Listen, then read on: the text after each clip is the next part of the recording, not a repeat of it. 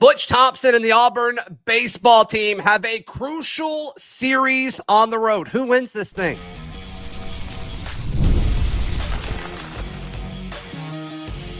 You are Locked On Auburn, your daily podcast on the Auburn Tigers. Part of the Locked On Podcast Network, your team every day.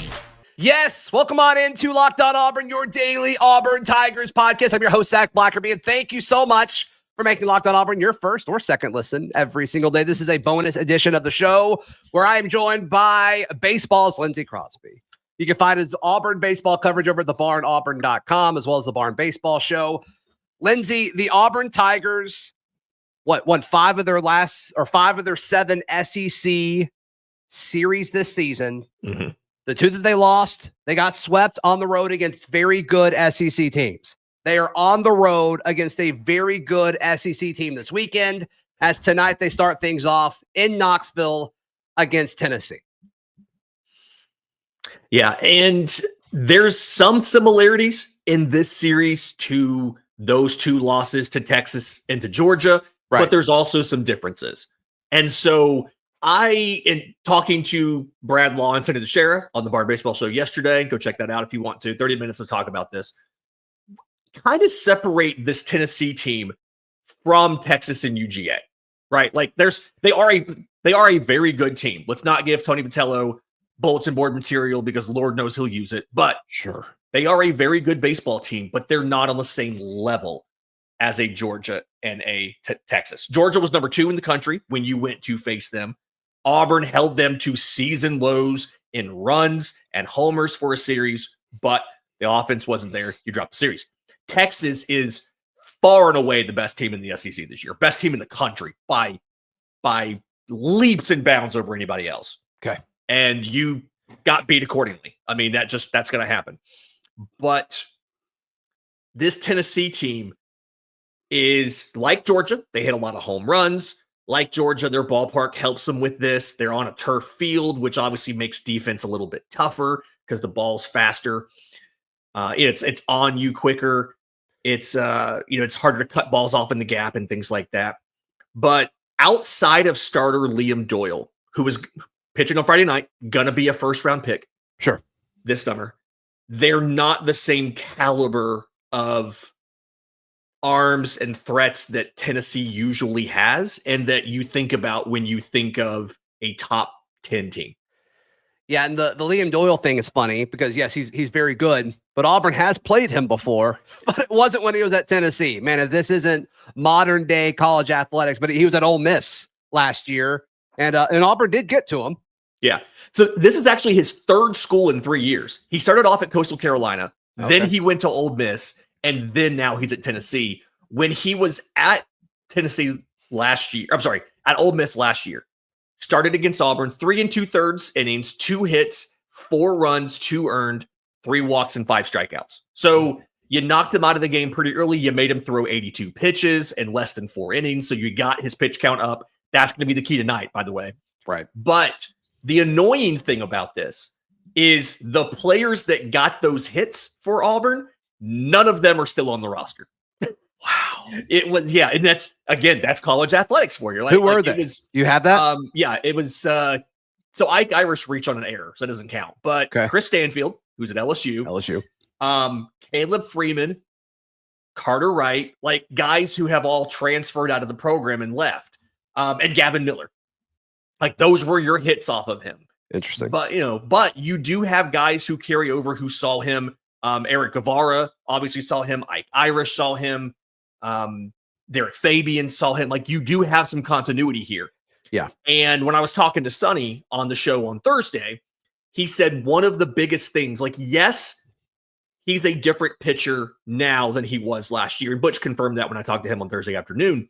But you've already seen his motion, his release. You've done 75% of the work already because you've not only seen what he looks like, you've seen some guys be successful off of him in an Auburn uniform, right? You've seen him walk guys. You've seen him give up hard hit balls.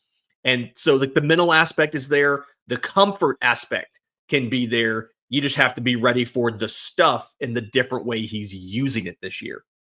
What's at stake for these two teams this weekend?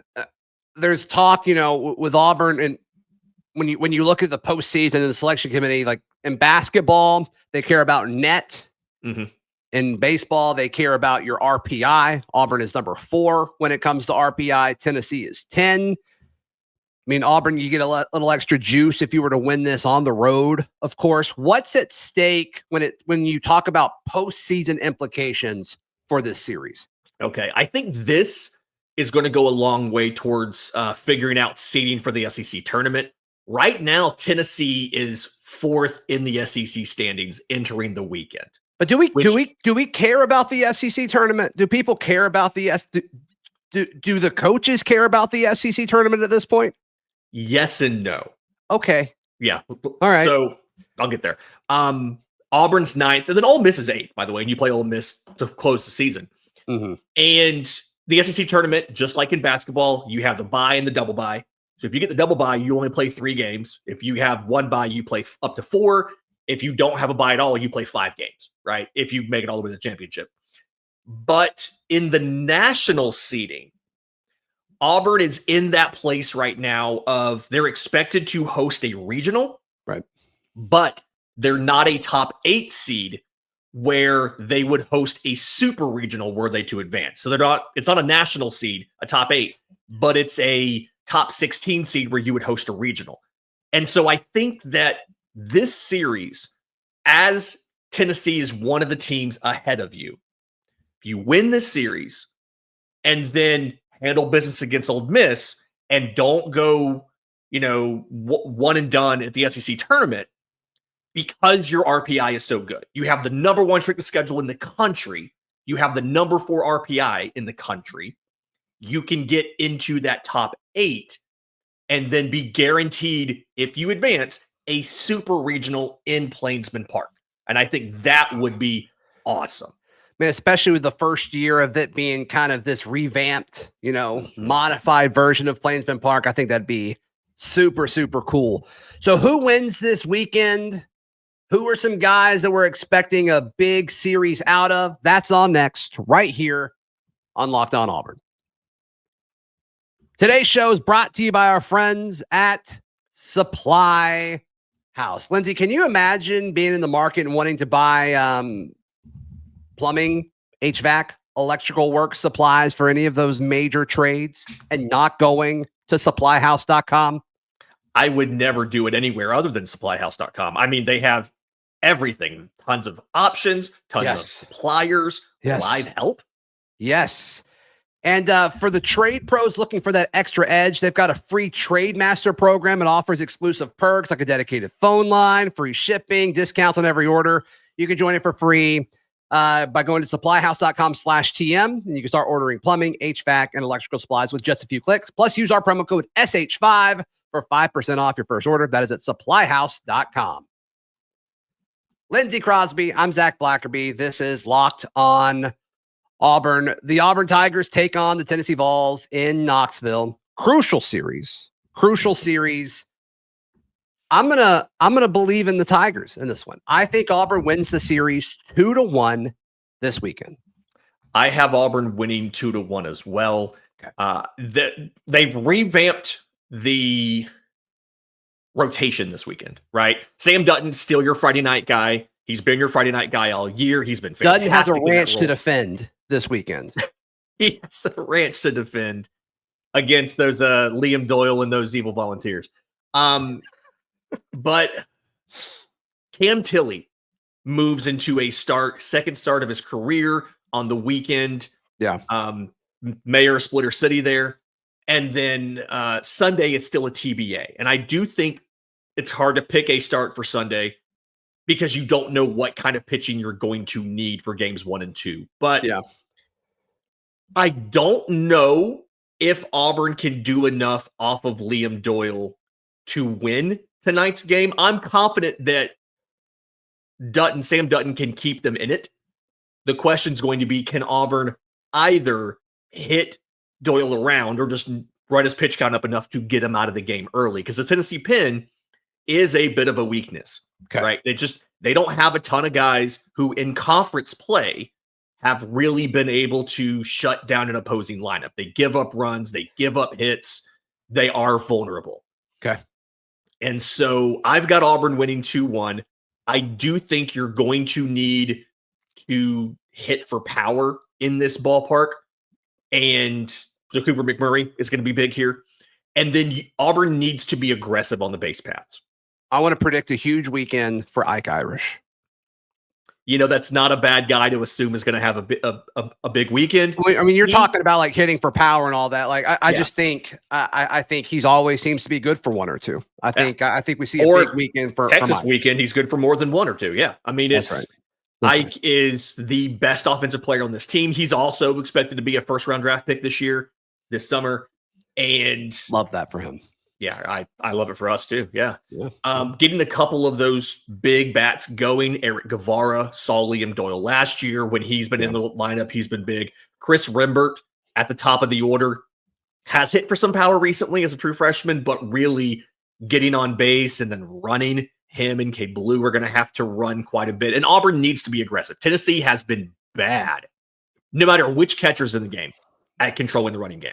Oh, okay. And what Auburn needs to do is they need to, one, put the pressure on this pitching staff, not just Liam Doyle, but everybody, by having runners on base and get them in scoring position. And they need to make sure that the extra base hits you're going to get, because this is a turf field and it plays a little fast. If you get a ball in the gap, in the outfield gap, there's a very real possibility that it could roll all the way to the wall. Like, it's going to be so hard to cut balls off quickly in the gaps. Right.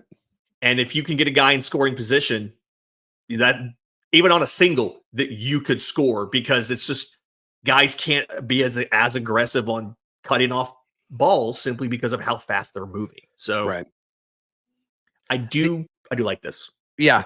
Auburn, a 1.5 run dog, according to our friends at FanDuel, if you're interested in that. And then plus 250 for the Tigers on the money line if you feel good about Auburn in the action in Knoxville tonight. Lindsay, how can people check out everything you've got going on, both with Auburn baseball, national MLB coverage, and Atlanta Braves coverage? You're doing it all. There's a lot of it. Social media at Crosby Baseball is the hub for everything, but the Barn Baseball Show, dropping nugs over in the Barn Auburn. We have a discussion thread for each game, so go check that out this weekend. The Atlanta Braves Today is my podcast. I'm also the post-game host over on Locked On Sports Atlanta for the Braves postcast after every game.